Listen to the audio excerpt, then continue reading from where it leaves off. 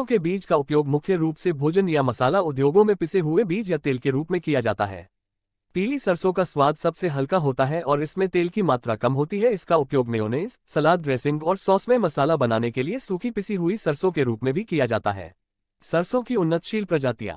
राई या सरसों के लिए बोई जाने वाली उन्नतशील प्रजातियां जैसे क्रांति, माया, वरुणा, इसे हम T59 भी कहते हैं, पूसा बोल्ड उर्वशी तथा नरेंद्र राय प्रजातियां की बुवाई सिंचित दशा में की जाती है तथा असिंचित दशा में बोई जाने वाली सरसों की प्रजातियां जैसे कि वरुणा, वैभव तथा वरदान इत्यादि प्रजातियां की बुवाई करना चाहिए।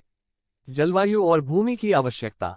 सरसों की फसल के लिए 25 से 30 डिग्री सेंटीग्रेड तापमान होना चाहिए। सरसों की फसल के लिए दोमट भूमि सर्वोत्तम होती है, जिसमें कि जल निकास उचित प्रबंध होना चाहिए।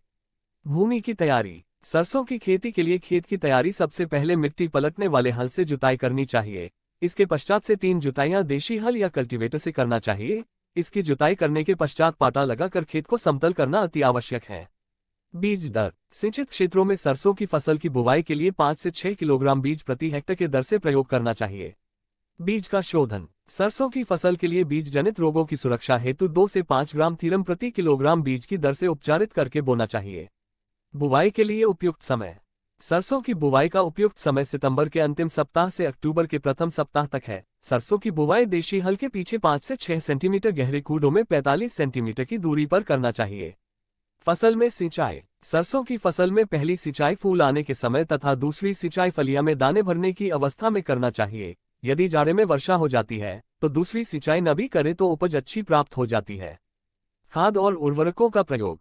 सरसों की खेती के लिए 60 कुंतल गोबर की सड़ी हुई खाद की बुवाई से पूर्व अंतिम जुताई के समय खेत में मिला देना चाहिए तथा सिंचित दशा में 120 किलोग्राम नत्रजन, 60 किलोग्राम फास्फोरस तथा 60 किलोग्राम पोटाश तत्व के रूप में प्रति हेक्टेयर की दर से प्रयोग करते हैं। नाइट्रोजन की आधी मात्रा, फास्फोरस तथा पोटाश की पूरी मात्रा बुवाई से पहले अंतिम जुताई के समय खेत में मिला देना चाहिए। शेष आधी नाइट्रोजन की मात्रा बुवाई के 25 से 30 दिन बाद टापरेसिक रूप में प्रयोग करना चाहिए।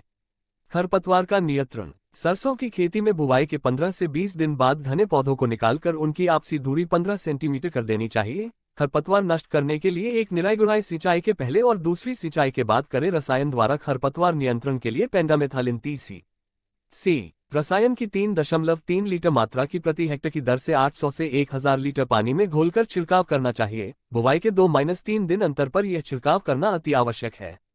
फसल में लगने वाले रोगों का नियंत्रण।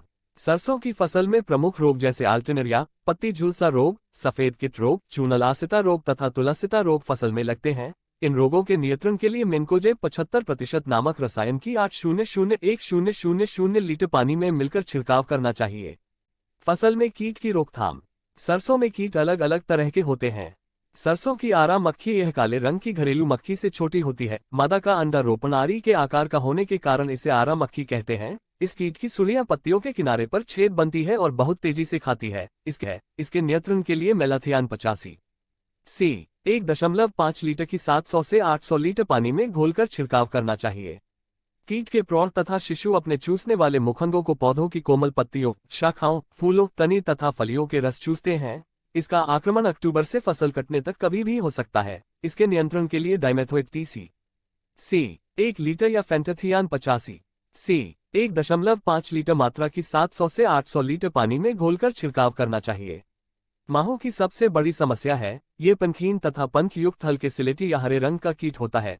इस कीट के प्रौढ़ तथा शिशु पौधों के कोमल तनों, पत्तियों, फूली एवं नई फलियों के रस चूसते हैं। इस कीट का प्रकोप दिसंबर से मार्च तक रहता है। इसके नियंत्रण के लिए डाइमेथोएट TC 1 लीटर फेंटाथियान 85 1 लीटर मात्रा की 700 से 800 लीटर पानी में घोलकर छिड़काव करना अति आवश्यक है।